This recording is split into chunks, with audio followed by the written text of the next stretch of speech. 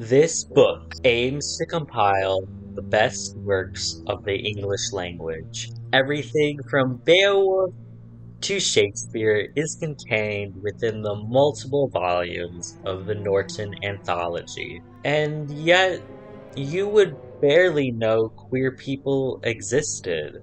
Annotations and footnotes and author biographies litter the pages, informing you of every pertinent event in the author's life and scholarly accepted interpretations of the text. And yet, Oscar Wilde's trial, which devastated his life and forever changed how we view homosexuality, has one sentence dedicated to it.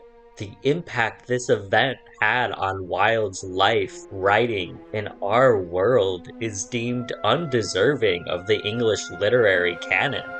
The Norton notes Wilde's proclivity for dandyism, aesthetics, and art, even mentions his popularization of wearing a green carnation.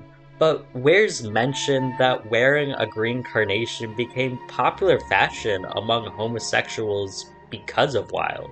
Wilde's penchant for dandyism blooms from a rich queer subculture from molly houses during the late 1800s. Ignoring the queer symbolism of Wilde's work erases the deep queer history that Wilde references and builds upon. Wilde's only novel, The Picture of Dorian Gray, was read aloud at his trial. Passages called into question deemed proof of his guilt. But not a word of this is printed in the Norton. The preface to the novel, included in the anthology, has no mention that it was added to the Picture of Dorian Gray post-publication. No mention that the novel was controversial due to its homoerotic content. No mention that Wilde added this preface as a response to the controversy. In Wilde's essay, Critic as an Artist, a footnote translates a Greek phrase, the love of the impossible. What the footnote fails to mention is that the Greek phrase had been a euphemism for homosexuality for over a decade by the time Wilde wrote the essay. That the use of the Greek phrase was popularized by poet and historian John Addington Symonds. That Wilde read Symonds' work on Greek culture.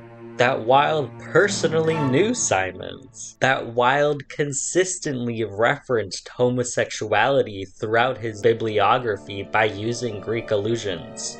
Queer writing must fight its way into a textbook, into the literary canon.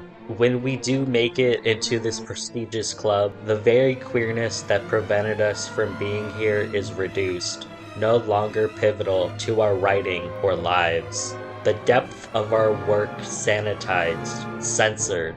Once, may we do the same to them.